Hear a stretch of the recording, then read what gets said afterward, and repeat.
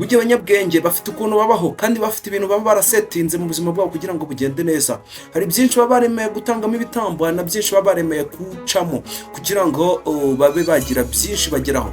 Rero aha ngaha tugiye kuganira ku myitwarire 10 iranga abantu b'abanyabwenge, abantu b'ubwenge bafite ubwenge bwinshi. Ubwo rero nawe ni uza kwiyumvamo umenye yuko uri buze kubura umunyabwenge, kandi nubona utari kwiyumvamo gira ibyo ukosora maze ugendere kuri iyi myitwarire, nawe ugira iyi myitwarire maze uhita uba umunyabwenge ukomeye. Kandi ubwenge nicyo kintu cya mbere, kuko ubwenge bucurwamo amafaranga mw'abantu mwe, ariko amafaranga ntabwo acurwamo ubwenge. Icyo ngicyo nicyo kintu nakubwira. Icya mbere, bakunda guceceka kurusha kuvuga cyane. Abantu b'ubwenge benshi nibavuga amagambo menshi, barabanza bakumva, banza bumve, utega amatwi, usesengure, hanyuma uvuge amagambo make ariko afite icyo avuze. Kumva nibyo bituma biga byinshi. Baramanza bakumva, bagatega amatwi, bagasesengura, hanyuma bakavuga amagambo kandi make arimo afite icyo avuze. Yego, jumanza nawe wumve. Icyo nicyo cya mbere. Icya kabiri, abanyabwenge bagira bazi ko batazi byose. Umuntu w'ubwenge amenya ko ubumenyi butagira iherezo. Ntajya yigira uwamenye byose. Ntabwo ashobora gukora ikosa ryo kugira uwamenye byose, ahubwo ahora yiteguye kwiga, kwakira inama no gukosorwa. Icya gatatu, ntibigaragaza cyane, ntibakunda kwirata ibyo bazi cyangwa ibyo bashoboye. Bahitamo gukora akazi keza, bagereka ibisubizo, bakareka ibisubizo bikivugira aho bo kuko bakwirirwa bavuga ngo dushoboye ibi. Oya, ntibigaragaza cyane, barakora, ubundi wareba ibyo bakoze ukaba batuye umuntu n'umunyabwenge koko. Baciye bugufi. Cyo ni icya kane. Nubwo baba bafite ubwenge bwinshi, ntibibona nk'abarenze abandi. Baha agaciro buri muntu kandi bakubaha ibitekerezo by'abandi. Cyo ni icya kane. Icya gatanu, mbere ko nkijyaho ndakwibutsa yuko ugomba gukora subscribe kuri channel yanyu Ubwenge TV, kuko niyo channel igomba kujya iguha inama nziza z'ubwenge kugira nawe umunyabwenge kandi utangire umenye yuko igihe cyawe ari amafaranga, umenye n'uburyo ugomba kukibyaza amafaranga, umenye uko ugomba kwitwara.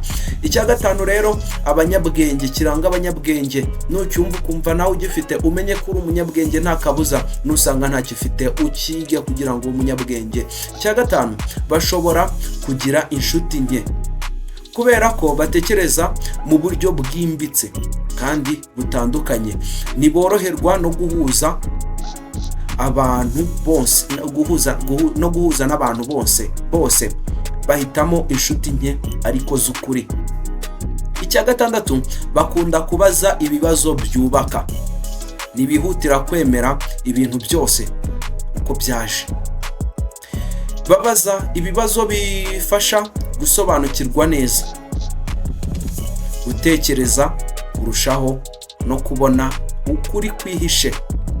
Abo babita abanyabwenge. Ibyo ni bimwe mu biranga abanyabwenge. Icya karindwi, bamenya kubona amakosa. Abantu b'ubwenge bashishoza mu bitekerezo, mu migambi no mu mikorere. Bashobora kubona aho hari ikibazo, si ukunaniza abandi, ahubwo ni ugushaka uko byanozwa. Benshi babati umuntu aratunaniza, umuntu aratuvuna. Oya, ntabwo ariyo papasi, ntabwo bashaka kuvuna, ubwo bashaka ko icyo kibazo gikemurwa, ibintu byose bigakorwa mu mucyo. Icya munani, kiranga abanyabwenge, bakunda gusoma no kwiga. Gusoma ibitabo, kwiga ibintu bishya no kwagura ubumenyi ni kimwe mu byishimo byabo. Bazi ko gusoma byungura ubwenge n'imyumvire, kandi ni nako kuri. Ubwenge bwinshi, ubuhanga bwinshi buri mu bitabo, nta gishya gihari. Iyo uko usoma cyane ubwenge burazamuka. Icya cyenda, kiranga abanyabwenge, bizera ibyiyumvo byabo by'imbere. akenshi bashobora kumenya uko undi yiyumva cyangwa icyo ashoboye, icyo ashaka, nubwo atabivuze. Bafata umwanya wo kumva amarangamutima yabo bandi bari kumwe nabo, yewe bakumva na yabo. Yego, icyanyuma ari nacyo cya 10 ikiranga abanyabwenge, ntibakunda impaka n'intonganya. Abantu b'ubwenge bazi ko gutsinda impaka atari byo byubaka ubuzima. Bahitamo amahoro, ibiganiro byubaka n'ubwumvikane aho gushwana. Ibyo ni ibintu 10 ugomba kumenya niba koko ushaka kuba umunyabwenge, cyangwa se niba ushaka kumenya ko uri umunyabwenge. Ibi bintu 10 nusanga niba usanze ubyujuje, ugomba uri umunyabwenge nta kabuza komerezaho. Kandi niba utabyujuje, ikiburamo gishake ukigeho. Iyi ni imyitwarire wayiga, ubwenge burarahurwa. Icya mbere ndongera ngisubiremo, bakunda guceceka kurusha kuvuga cyane. Icya kabiri, bazi ko batazi byose. Icya gatatu, ntibigaragaza cyane. Icya kane, baciye bugufi. Icya gatanu, bashobora kugira inshuti nke. Icya gatandatu, bakunda kubaza ibibazo byubaka. Icya karindwi, bamenya kubona amakosa. Icya munani, bakunda gusoma no kwiga. Icya 9, bizera ibyiyumvo byabo by'imbere. Icya 10, ntibakunda impaka n'intonganya.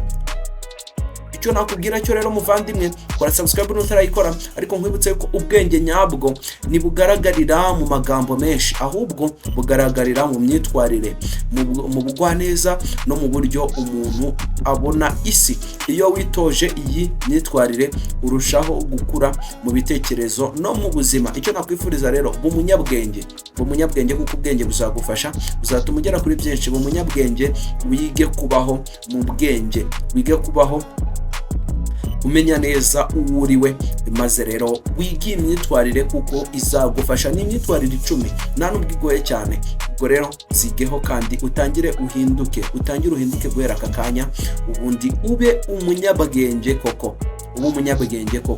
Ihindura ubwawe, kuko ubwenge buzagutambutsa henshi, buzagufasha muri byinshi.